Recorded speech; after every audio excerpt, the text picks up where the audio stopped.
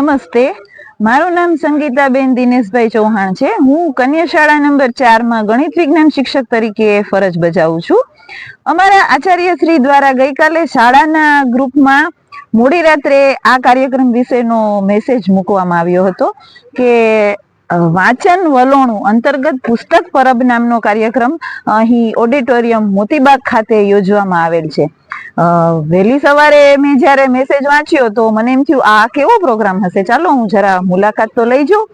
તો મેં અહીંયા આવી અને જોયું કે આ તો ખૂબ સરસ મજાનો કાર્યક્રમ છે। પહેલા તો મોતીબાગનું વાતાવરણ જ એટલું સુંદર અને રમણીય છે કે એકદમ શાંત છે, આપણને પુસ્તકો વાંચવાનું મન થાય, આપણું કોન્સન્ટ્રેશન અહીં રહે એવી રીતનું વાતાવરણ અહીંયા છે। બીજું કે પુસ્તકો ખૂબ જ સરસ રીતે અહીં ગોઠવાયેલા છે। સરસ મજાના આપણને તેના બુકના કવર બધું વ્યવસ્થિત, આપણને મન થાય કે આપણે ઘણી બધી બુક્સ છે એ આપણે વાંચીએ। આ ઉપરાંત અહીં મેડમ પણ રજીસ્ટ્રેશન કરી અને આપણી બુક છે આપણને ઘરે પણ આપણે વાંચવા માટે લઈ જઈ શકીએ છીએ। બુક છે એ ખૂબ જ સરસ બધી છે અને ખરેખર આપણા વિચાર અને આપણી જ્ઞાન શક્તિમાં વધારો કરે એવી છે।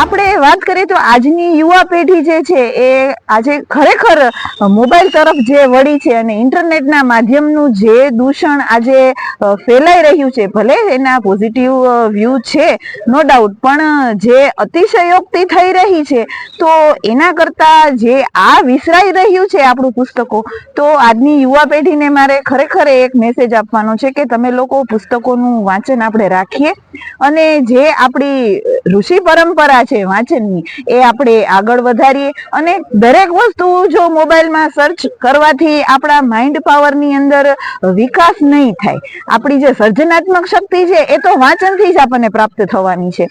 તો એ માટે થઈને આપણે આ પુસ્તક પરબની મુલાકાત લઈએ। આપણી વિચાર શક્તિ, આપણી સમજણ શક્તિ અને જે આપણી વિઝિબિલિટી છે એ આ પુસ્તકના વાંચનથી જ આપણી જે આ તૃષ્ણા છે એ પૂરી થાય છે, સંતોષાય છે। તો ખરેખર આ પુસ્તક પરબ છે, વાંચન વલોણું અંતર્ગત કાર્યક્રમ છે, એ ખરેખર એક પાણીના પરબની જેમ એક પુસ્તકના પરબ તરીકે સાર્થક થયો છે અને આપણા જે વિચારો છે એની તૃષ્ણા, એની તરસ છે એ પોતે સંતોષી રહ્યો છે। આ કાર્યક્રમ ખૂબ જ સફળ જાય તેવી મારી શુભેચ્છા। Thank you.